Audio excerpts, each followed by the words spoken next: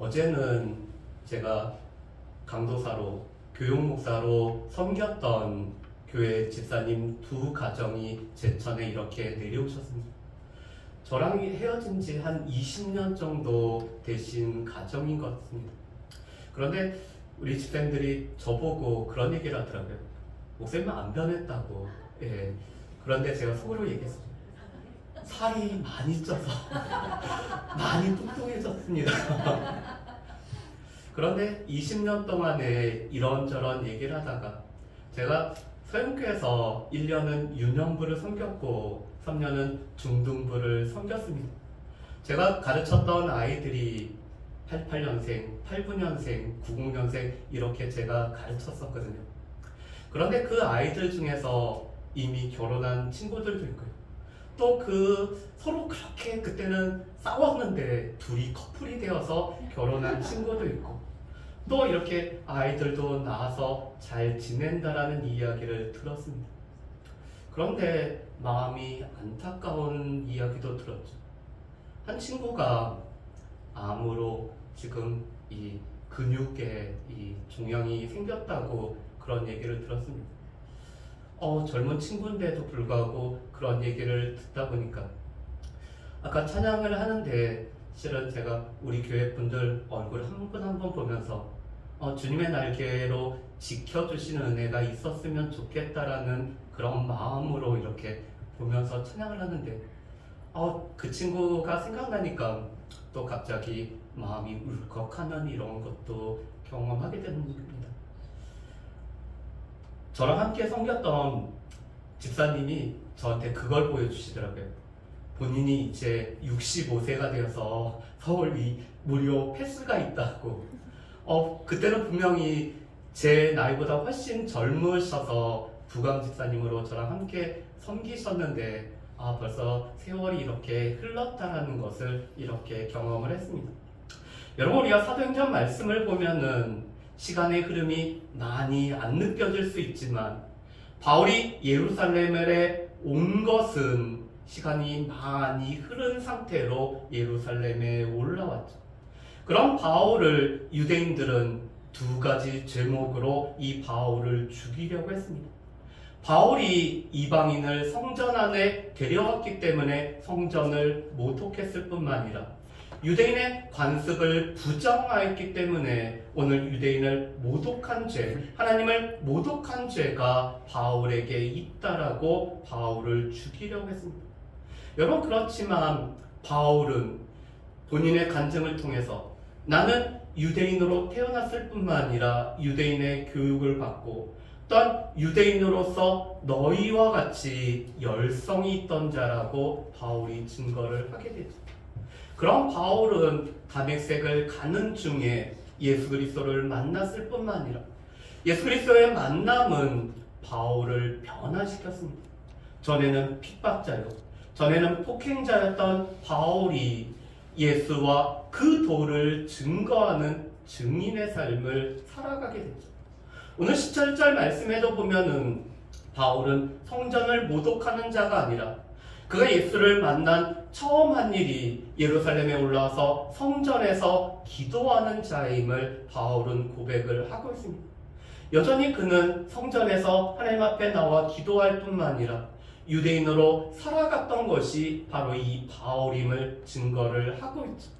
바울은 유대인으로 변절자가 아닌 것을 이렇게 증거를 합니다.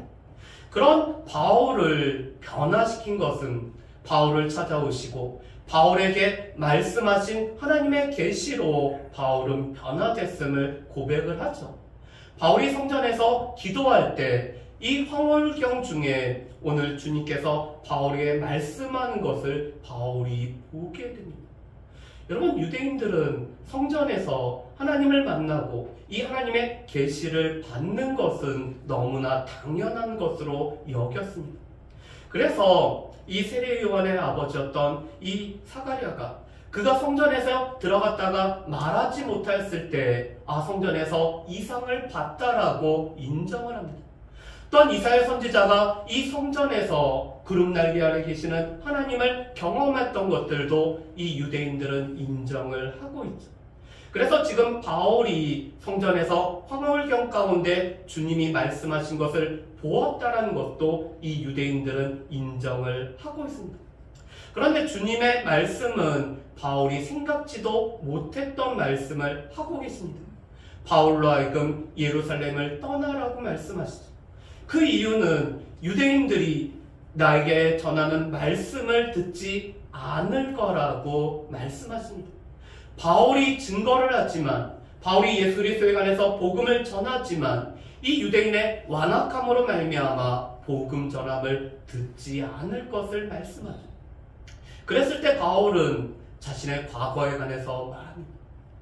주님, 저는 이 성도들을 옥에 가두었을 뿐만 아니라 회당에서 그들을 때렸었고, 스데반이 죽었을 때 그 일에 찬성했을 뿐만 아니라 이 스데반을 돌로 치는 사람들의 옷을 맡은 것을 이 유대인들이 알고 있지 않습니까? 라고 오늘 말하고 있습니다. 여러분, 바울의 이 말은 바울의 과거를 알고 바울이 행했던 일을 알고 있기 때문에 이 바울의 말하는 것들을 유대인들이 받아들일 거라고 바울이 기대하는 말입니다. 또 바울은 이런 생각을 하고 있죠. 내가 열성을 가지고 있었는데 주님을 만남으로 말미암아 변화된 모습을 보면서 그들 가운데도 이 복음을 받아들일 수 있을 거라고 생각을 하고 있습니다. 그런데 주님은 바울의 생각과는 다르게 바울로 하여금 예루살렘을 떠나라고 다시 한번 말씀하십니다. 그리고 주님은 이 바울을 이방인으로 멀리 이방에 보내서 이방인의 사도로 오늘 사명을 주셨다라고 말씀을 하고 계시죠. 바울은 유대인들에게 복음을 전하기를 원했습니다. 이 자신과 동족인 유대인들이 말씀을 듣기를 원했죠. 바울은 자신의 모습을 기억하고 있는 유대인들이라면 복음을 받아들일 거라고 오늘 생각을 했습니다. 그런데 바울의 생각과 주님의 생각은 달랐습니다. 주님은 유대인들은 바울의 복음 전함을 듣지 않을 뿐만 아니라 또 이 바울을 유대인이 아닌 멀리 이방인에게 보낼 것이 주님이 바울에 갖고 계셨던 생각이자 계획이었습니다. 여러분, 바울의 생각과 주님의 생각이 상충하고 있죠. 이 바울의 뜻하는 바와 주님의 뜻하는 바가 서로 다르고 있습니다. 그렇다면은 이럴 때는 어떻게 될까요? 여러분, 주님의 종이라면은 자신의 생각과 자신의 뜻을 내려놓고 하나님의 뜻과 하나님의 생각, 주님의 뜻과 주님의 생각을 따르고 순종하는 것이 바로 이 주님의 종, 주님의 제자들의 삶입니다. 그렇기 때문에 바울은 주님께서 2번 말씀하셨을 때 그는 순종하여서 예루살렘을 떠날 뿐만 아니라 이 이방인들에게 복음을 전하는, 그래서 3차에 걸친 이 전도 여행을 통해서 이방인의 사도로서의 사명을 감당을 하고 있습니다. 이것은 우리의 삶에도 마찬가지입니다. 우리가 생각하기에, 우리가 뜻하기에는 이것이 바른 길이라고 생각을 하지만 우리 집사님 기도하신 것처럼 때로는 엉뚱한 길로 인도하실지라도 그것이 하나님의 생각이고 하나님의 뜻이며 주님의 생각이고 주님의 뜻이라면은 우리의 생각과 우리의 뜻을 내려놓고 주님의 생각과 주님의 뜻을 따르는 자가 바로 주님의 종일 뿐만 아니라 예수 믿는 사람들의 삶임을 우리가 알 수가 있습니다. 오늘 바울처럼 자신의 생각을 내려놓고 주님의 말씀에 순종할 수 있는 저 여러분들 되시기를 주님의 이름으로 축복합니다. 여러분, 그런데 이 바울의 이 말을 듣고 있던 유대인들이 갑자기 오늘 소리를 지르며 떠들며 이 옷을 벗어서 티끌을 날리며 이 바울에게 이렇게 얘기하고 있습니다. 여러분, 우리 말씀을 한번 보실까요? 22절 중간 말씀 보면은 이렇게 돼 있죠. 이러한 자는 세상에 없애버리자. 살려둘 자가 아니라.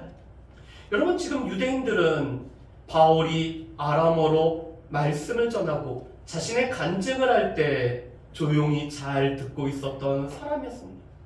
이 주님을 만났던 것도, 성전에서 주님을 봤다는 것도 오늘 그들이 그대로 듣고 있습니다. 그런데 갑자기 유대인들이 이 바울의 말에 그들이 소리를 지르며 이 바울은 이 세상에 더 이상 살아있게 하면 안 된다라고 오늘 외치고 있습니다. 여러분, 그렇다면 왜 유대인들의 이 태도가 갑자기 이렇게 변했을까요? 무엇으로 하여금 이 유대인들이 바울을 이 세상에 그냥 둬서는 안 되는 것으로 오늘 그들이 여길 뿐만 아니라 바울을 죽이고자 소리를 지르며 오늘 자신들의 옷을 벗고 티끌을 날릴까요? 이 유대인들이 생각하기에 지금 바울은 건드려서는 안 되는 것을 건드렸다고 여기고 있습니다. 이 이방인들이 유대교로 들어오고 오늘 이 이방인들이 할례를 받고 또한 율법을 지키고 그들이 세례라는 입문의식을 통해서 유대교로 들어오는 것은 인정하지만 이 유대인처럼 되지 않고 오늘 그리스도를 믿고 그리스도인이 되는 것은 그래서 이 이방인들에게 복음을 전하고 오늘 하나님의 뜻을 전하는 것은 맞지 않다라고 여겼기 때문에 그들이 소리를 지르며 오늘 이 바울을 죽이고자 하고 있습니다. 유대인들은 깊은 선민의식 가운데 있죠. 자신들만이 하나님의 택한 백성이라고 생각을 하고 있습니다. 그런데 자신들만이 하나님의 택한 백성이라고 생각하고 있는데 하나님께서 바울을 멀리 이방인에게 보낸다라는 것이 그들 가운데는 받아들일 수가 없었습니다. 이것은 하나님을 모독하는 일이며 또한 유대인을 모독하는 일이기 때문에 바울에 대한 적개심을 가지고 오늘 그들은 바울을 죽이고자 하고 있죠. 바울이 복음을 전할 때는 늘 유대인들은 이러한 마음 때문에 복음 전하는 것을 싫어했습니다. 그래서 복음을 전하는 이 바울을 여러 차례 죽이고자 했었죠. 그들 가운데는 이 복음이 증거되는 것이 그들 가운데는 싫기 때문에 이 유대인들은 복음이 자신들뿐만 아니라 이방인들에게 전해지는 것을 싫어하는 것이 바로 이 유대인들의 모습이었습니다. 그래서 바울이 간절하게 이 자신의 간증을 통해서 복음을 전해도 이 간증을 받아들이지 못하는 것이 유대인들입니다. 여러분, 그런데 이것은 복음 전하는 자들만이 경험하는 경험이죠. 복음을 전하지 않으면은 이런 유대인들의 반대, 오늘 유대인들이 바울을 죽이고자 하는 그런 어려움을 겪지 않습니다.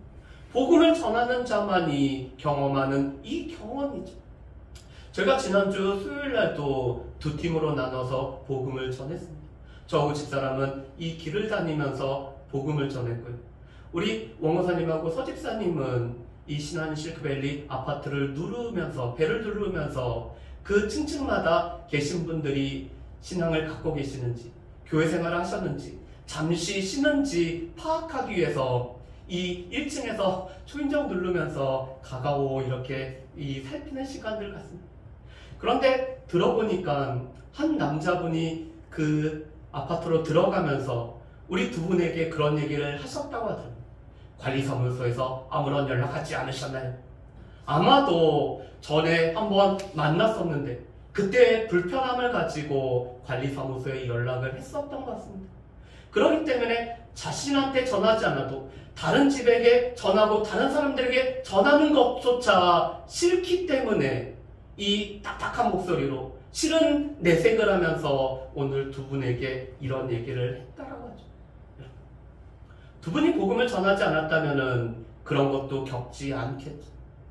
예수의 증인으로 안 살면은 그런 어려움도 겪지 않을 것입니다. 그렇지만 예수의 증인으로 살고 복음을 전했기 때문에 그런 어려움도 겪게 되는 겁니다. 그런데 지금 바울이 이런 어려움을 겪고 있습니다. 그런데 천부장이 이 소동이 일어난 것을 그리고 진상이 어떤 것인지 알고자 바울을 이 체포하여서 오늘 결박하여서 영내로 끌고 가고 있습니다. 그리고 채찍질과 신문을 통해서 진상을 파악하고자 하죠. 왜냐하면은 이 바울을 성전에서 끌어내서 바울을 돌로 칠 때도 오늘 유대인들에게 무슨 일 때문에 그런지 물어봤을 때 유대인들의 말이 이 사람 저 사람 틀렸기 때문에 진상을 알 수가 없었습니다. 그리고 바울이 아람어로 오늘 말할 때 이 유대인들이 잘 듣다가 갑작스럽게 오늘 그들이 소리 지르는 것 때문에 이 천부장은 무슨 말로 이들이 이렇게 소란을 피우는지 알지 못하기 때문에 이 바울을 채찍질하고 신문하려고 하죠. 여러분, 당시에 로마 군인들이 사용했던 채찍은 채찍 끝에 납덩이를 달거나 아니면 동물의 뼈를 달아서 이 살갗에 이 상처를 낼 뿐만 아니라 오늘 이 가죽을 벗기는 것이 당시 채찍질이었습니다. 예수님이 당하셨던 채찍질이었죠. 그런데 이 채찍질이 너무 심해서 채찍질로 말미암아 죽은 사람들도 있었다고 합니다. 그런데 이 바울을 지금 가죽으로 오늘 붙들어 매는 백부장에게 바울이 로마 시민임을 밝히고 있습니다. 여러분, 로마 시민에게는 몇 가지 특권이 있었습니다. 첫 번째로는 가이사에게 자신의 재판을 청구할 수 있는 권한이 이 로마 시민권자에게 있었습니다. 그래서 나중에 보면은 바울은 이 로마 황제에게 재판을 받겠다고 청구를 하죠.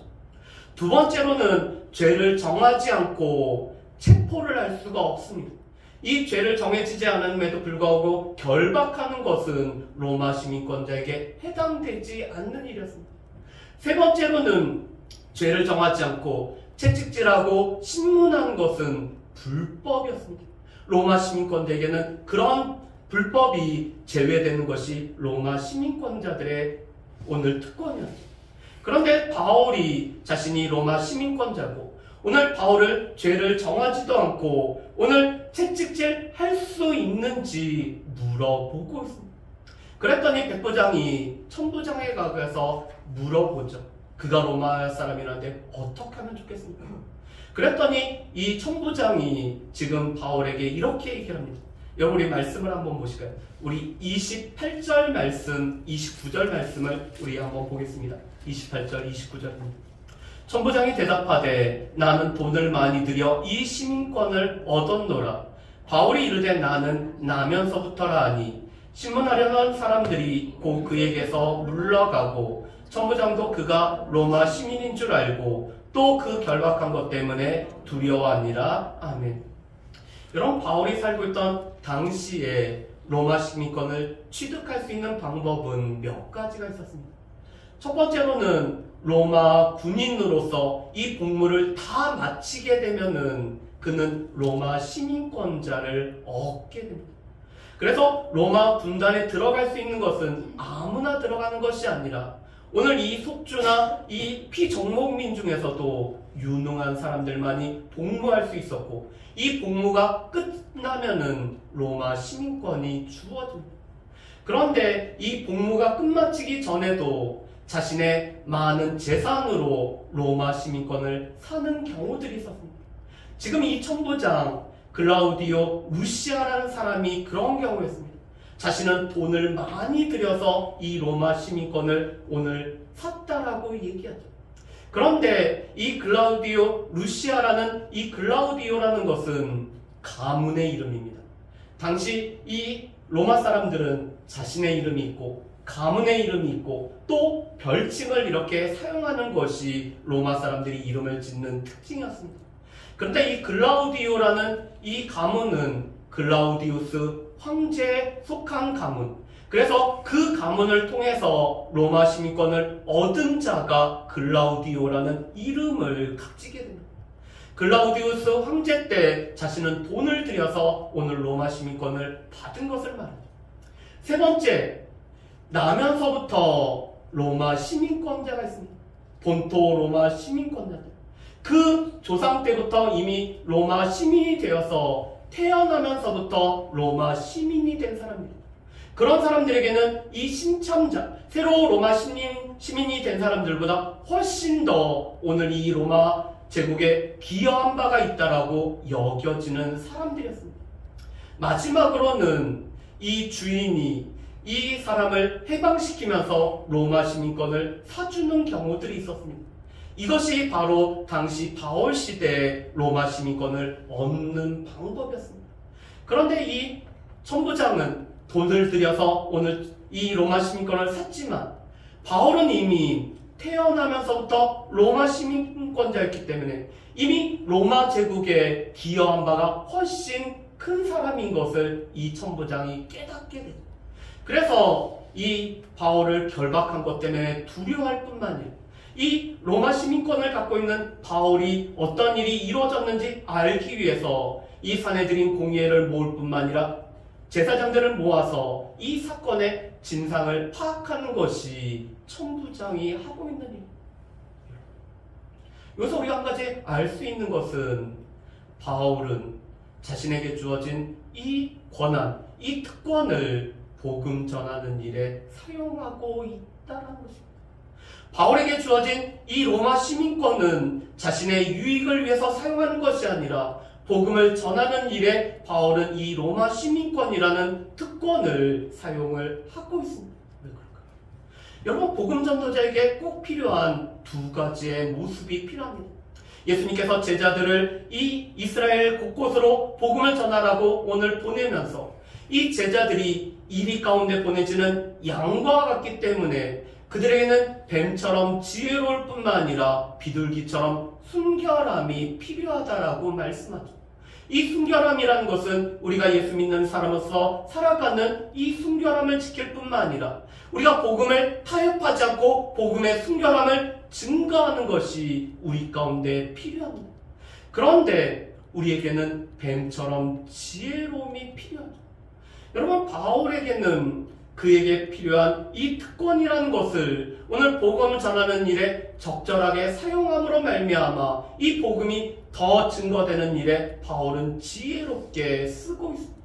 여전히 우리 가운데도 이 복음의 순결함을 지켜나갈 뿐만 아니라 우리에게도 이 뱀처럼 지혜로움을 허락되어서 각 사람에게 맞는 복음 전하는 방법과 또 때에 따른 이 복음을 전하는 일들이 우리 가운데 필요한 것을 우리가 알 수가 있습니다. 두 번째로, 오늘 바울과 같이 주님의 종은 자신의 생각과 자신의 뜻을 내세우는 것이 아니라 오늘 주님의 뜻과 주님의 생각을 따르는 자들이 바로 주의 종, 주의 제자들의 모습이죠. 우리의 생각과 주님의 생각이 다를 때 우리는 주님의 생각을 순종할 뿐만 아니라 내 생각을 내려놓는 것, 그것이 바로 자기 부인의 삶입니다. 내 생각을 내려놓고 하나님의 생각을 따를 뿐만 아니라 내 뜻을 내려놓고 하나님의 뜻을 구하는 것이 바로 우리가 자신을 부인하는 이러한 삶의 모습이죠. 여전히 우리에게 필요한 삶의 모습입니다. 세 번째로, 이 복음 전도자 겪는 어려움. 오늘 이 유대인들이 바울을 죽이고자 하는 이 어려움은 복음 전도자만이 경험하는 경험입니다. 그렇지만 이 어려움은 우리 가운데는 복으로 다가오죠. 예수님께서 마태복음 5장 10절에서 12절 말씀에 보면은 의를 위하여 핍박을 받는 자는 그들에게 천국이 그들의 것임이라고 말씀을 합니다. 오늘 의를 위하여 핍박을 받고 복음을 전하다가 핍박을 받는 자에게는 천국이 그들의 것이죠. 또한 하늘의 상이 크다라고 오늘 이 약속을 하고 계십니다. 복음을 전하는 어려움이 있지만 또한 이 복음을 전하는 자들에게는 약속된 상이 있음을 우리는 분명히 기억하면서 전도자로 우리가 살아가야 될 것입니다. 오늘 바울은 이 로마 시민이라는 특권을 복음을 전하는 일에 사용을 하고 있습니다. 여러분, 하나님께서 우리 가운데 주신 재능과 우리에게 주신 능력과 우리에게 주신 위치와 또한 우리에게 주신 권한은 단지 우리만을 위해서 사용하라고 주신 것이 아닙니다. 물론 주님은 이 모든 것들을 우리가 누리는 것을 결코 우리 가운데 잘못됐다라고 얘기하지는 않습니다. 그렇지만 이것이 우리만을 위해서 사용되어지는 것이 아니라 우리에게 주신 재능과 우리에게 주신 모든 권한을 복음을 전하는 일에 우리에게 사용하도록 우리에게 주신 것이죠. 우리가 있는 곳에서 우리에게 주신 모든 것을 통해서 복음을 전하는 증인으로 살아가는 것. 2024년도 오직 예수교회가 계속 사도행전 말씀을 보면서 우리가 이 말씀을, 반복된 말씀을 보는 이유도 여전히 우리가 있는 곳에서 우리에게 주신 모든 것을 통해 우리가 증인의 삶을 살아가기 위해서 우리가 말씀을 볼 뿐만 아니라 나누는 것이죠. 바라기는 우리가 있는 곳에서 우리에게 주신 모든 것으로 복음을 전하는 저 여러분들 되시기를 주님의 이름으로 축복합니다. 우리 이 시간에 같이 기도하기를 원합니다. 우리 가운데도 이 비둘기 같은 순교